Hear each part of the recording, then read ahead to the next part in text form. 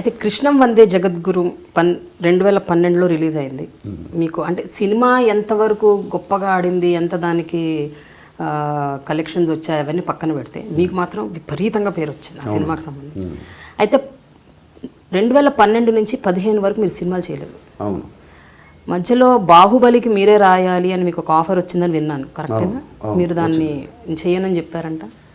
అంటే చేయనని చెప్పలేదండి, చేయనని పొరపాటు కూడా చెప్పలేదు. ఎట్లా చెబుతూ ఉంటే రాజమౌళి గారు పిలిపించారు. అదే అంటే ఏమని చెప్పారు? అంటే చెయ్యలేను అన్నారా లేకపోతే కుదరదన్నారా? ఎందుకు బాహుబలికి మీరు వర్క్ చేయలేకపోయారు? నేను వర్క్ చేద్దాం అనుకున్నాను. తర్వాత మళ్ళీ ఒకసారి సిట్టింగ్ జరిగింది, మాట్లాడుకున్నాము. ఆ తర్వాత మళ్ళీ నాకు ఫోన్ రాలేదంటే.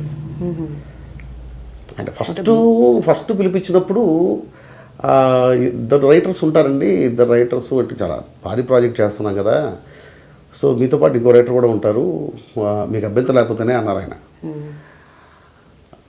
ఆయన చాలా గొప్ప వ్యక్తి అండి. అన్నప్పుడు నేను సార్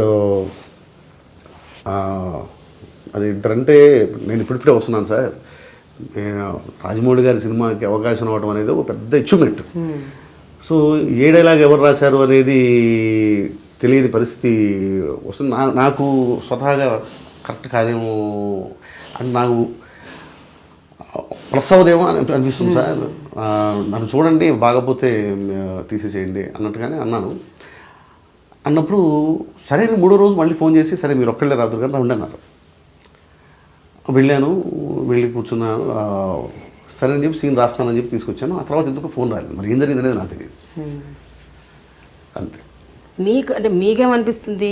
మీరు అలా మాట్లాడటం మూలాన అలా జరిగిందని అనిపిస్తుంది? అస్సలు అదేం లేదు, అస్సలు లేదు. అయ్యో రాజమౌళి గారుది మరి నేను అలా అన్నానని చెప్పేసి ఇవ్వకుండా ఉండే మనస్తత్వం ఆయన చాలా గొప్ప వ్యక్తి, మంచి మనిషి. ఆయనతో నేను కూర్చున్నటువంటి ఆ కొన్ని గంటల్లోనే ఆయన చాలా ఉన్నతమైన వ్యక్తి అనేది నాకు అర్థమైంది. కాకపోతే అంత హై స్థాయిలో ఎలా ఉంటారండి సమస్య సంథింగ్ అంటే ఏదైనా డిస్కషన్స్ ఏదైనా జరిగి ఉండొచ్చు, ఇంకెవరైనా పెడదామని ఉండొచ్చు, సంథింగ్. ఎందుకు మిస్ అయిందో నాకు తెలియదు, బట్ అవకాశం అయితే నాకు మిస్ అయింది. మీరు ఇప్పుడు ఏమనుకుంటున్నారు? మిస్ అవ్వటం అంటే యూ లాస్ట్ ద ఛాన్స్ అనుకుంటున్నారా, లేకపోతే పోనీలే అనుకుంటున్నారా? ఏంటి ఇప్పుడు ప్రస్తుతం మీ మెంటల్ స్టేటస్ ఏంటి బాహుబలికి సంబంధించి? అసలు ఏంటంటే రేపు ఎందుకు రాలేదు అనుకున్నాను, మళ్ళీ వేరే వర్క్లోకి వెళ్ళిపోతానండి నేను. వస్తే రాస్తారు, రాయకపోతే అయ్యో రాలేదే అని చెప్పేసి నేను బాధపడను. 100% బాధపడడం వల్ల ఉపయోగం లేదు కదా. మళ్ళీ వస్తుంది ఖచ్చితంగా, ఎప్పుడో మళ్ళీ రాజమౌళి గారితో పనిచేసే అవకాశం వస్తుంది. ఇది మనకు రాసి పెట్టలేదు సార్, మనకి ఇది వచ్చింది ఇంకోటి వచ్చింది అది చేసుకుందాం అనుకుంటానే తప్ప బాధలోకి వెళ్తే ఈ పని కూడా చేయలేము. ఏ పని వస్తే దాన్ని మనం మ్యాక్సిమం ఎంతవరకు చేయగలము అంతవరకు చేయడానికి నేను కృషి చేయాలి. అంటే నేను ఆ సబ్జెక్ట్లోనే ఉండాలి తప్ప ఇంకో సబ్జెక్టు విషయంలో ఆలోచన. ఆ 2 సంవత్సరాలు నేను ఖాళీగా ఉండడానికి రీజన్ కూడా ఇలాంటివి కొన్ని జరిగినాయి. అంటే కొన్ని కథలు అంటే ఇదంటే నాకు ఎందుకు ఏం జరిగింది అనేది తెలియదండి. కొన్ని దగ్గర నాకు ఎవరైనా కథ చెప్తే నాకు నచ్చలేదని వచ్చేవాడిని. కథ నచ్చకపోతే సార్ కథ బాగాలేదండి అనేవాడిని డైరెక్ట్గా. వేరే సార్ కథ బాగలేదండి అని. అదే డైలాగ్ రైటర్గా వచ్చినప్పుడు డైలాగ్స్ రాసుకుని వెళ్ళిపోవాలి కదా. ఎప్పుడు బోధపడింది ఆ విషయం? అది కూడా నాకు ఇప్పుడు కూడా నా మనసు ఒప్పదు. బాగలేకపోతే బాగలేదని చెప్తాను నేను. వాళ్ళు ఎందుకు చెప్తారంటారు. లేకపోతే నా బాధ ఏంటంటే ఎవరన్నా వచ్చి ఇదిగోండి ఈ సినిమా మనం చేస్తున్నాం మీరు డైలాగ్ రాయండి కథ ఇది అని చెప్పారు అనుకోండి, ప్రశాంతంగా రాసేస్తాం.